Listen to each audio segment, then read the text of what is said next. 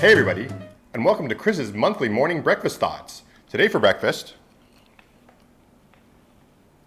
I got chocolate and peanut butter Cheerios.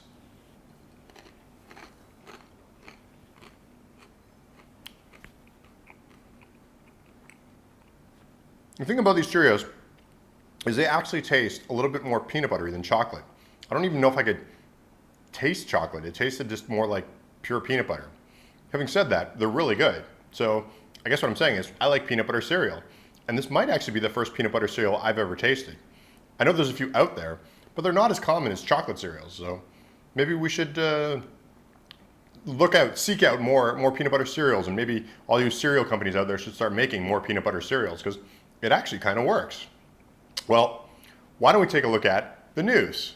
So one of the things about being a vegetarian that I always find fascinating is the people that don't want to harm animals. It's not that I don't disagree with it. It's an interesting thing because some people want to become vegetarians for health, some people for religious reason, some people because they don't want to hurt animals.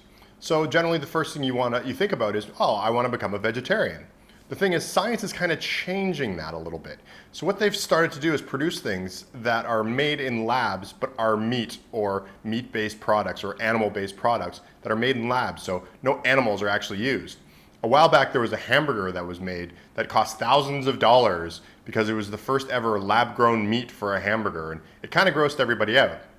Well, this month I read about a company that's producing lab-based ice cream. So basically it's ice cream made with milk, but the milk did not come from a cow or any animal. It came from a lab. So, I mean, I'd give it a try. I would assume that it tastes exactly like regular ice cream. And really the only thing that might be the hurdle is to get over is the mental hurdle of eating lab-grown ice cream. But I'll be honest, lab stuff doesn't really freak me out that much. And if you think about it, the idea of eating milk from a cow is stranger than eating milk from a lab. I think if you break it down and think about it a little bit. The other thing, speaking of ice cream, this past month there was this weird internet trend started by this girl in the United States who would go into stores, open ice cream containers, lick the tops, and put the lids back on. I'm not really sure what the deal was. It was kind of a stupid stunt. It was stupid in that it was sort of just nonsense. But it sort of took the internet by storm, and there was other people doing it, and then there was companies that were apparently this girl got charged with, I don't know what it was, like food contamination. Like, it's actually a big deal. It's more than just you got to pay for the ice cream. There's actually potentially danger notionally according to cleanliness laws for food. So if you're planning on shooting a video where you're going to lick the tops of ice cream, I think you might want to reconsider it. First of all, you can get charged, and there's actual legitimate charges against it. And secondly, it's just a stupid stunt. I mean, you got to have better things to do with your time.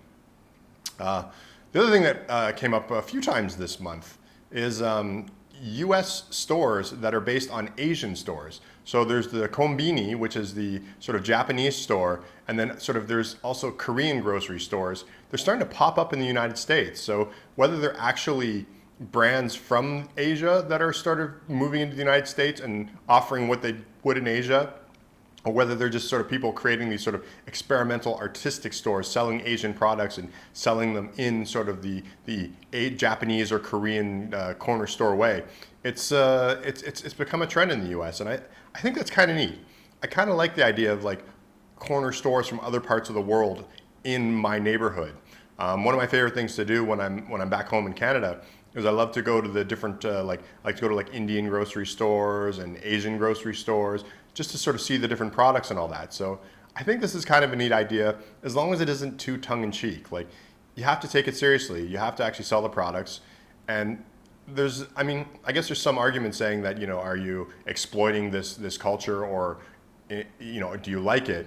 Because some people might say, well, you're sort of making this into a gimmick. Whereas some stores, like a lot of the stores that I've been to in my life, these stores were designed to serve the maybe Indian or Asian populations within a country or within a city, so they're actually sort of legitimate. So it's kind of neat. It's kind of a weird debate, but I'm kind of happy it's happening. I like the idea of grocery stores and shopping, because I love grocery stores whenever I travel. So I like the idea of maybe being able to go to foreign grocery stores on my own turf. So that's it for the news, and why don't we see what's happening on Candy Critic. So there's a ton going on in Candy Critic right now. In fact, I'm kind of overwhelmed about this. First of all, we have a new segment coming up once a week called Amazing Candy / Junk Food Things. I always come across these crazy inventions that are sort of candy and junk food related, or even products like actual candy and junk food. And I always come across it, and I never really thought of a way that I could share it. I used to post it on Instagram and Facebook and Twitter and stuff like that, but it didn't quite work out well. So now on our blog on candycritic.org, once a week, I'm going to sort of just post an item that I've come across that I think is sort of neat, and I think that sort of you junk food candy fans out there would enjoy. So make sure to keep an eye out for that. Also, we have a bunch of episodes of 10 Second Kitchen that we shot on our trip to Bali in Singapore. I'm going to post them. I think I'm going to post them once a week or something like that. I haven't quite decided yet, but this collection is really growing. And make sure to go on the blog and check out the Candy Critic map. And all of the locations where we shot the 10 Second Kitchens are on there, including these ones that we haven't posted yet. We've decided to preview them there early a little bit. Also, I'm thinking about writing restaurant reviews. I've always sort of shied away from restaurant reviews in the past, but I'm just thinking every once in a while when I kind of find a kitschy cool restaurant or something that I really like, maybe I should start posting restaurant reviews. I've got one restaurant in mind that I've got an idea about that I really thought would be fun review because I think it's really right up my alley. I'm going to give it a try, see how it goes, see how I like writing it, and you'll see those on the blog as well. We're really doing a lot of stuff on the blog right now. Also on the blog, we're thinking about posting more recipes. I know I owe you guys a recipe for theater floor cookies, but I've got another cookie idea in my mind too, so keep an eye out for that. Hopefully this month sometime I'll have that posted. And finally, I just thought I'd let you guys know we're still updating candycritic.org. It's looking fantastic. I'm really happy with it. Right now we're on the letter O. So we're really getting down to it because although it's only about, it's just over halfway through the alphabet, a lot of the later letters in the alphabet don't actually have many reviews. There's not too many candies with those in there. So some of these reviews I can zip through really quick. So I'm taking my time because I want to do it right, but it's definitely coming along, and in the next couple of months I hope it'll be up and ready to go, and you guys will know about it for sure because I'm going to be going crazy talking about it. I'll probably dedicate a whole episode of my monthly morning breakfast thoughts to the new site once it's ready to go because I'm super stoked. I really like the look of it. It's artistically and everything the way I'd hoped Candy Critic could turn into. So why don't we take a look at some of our social media.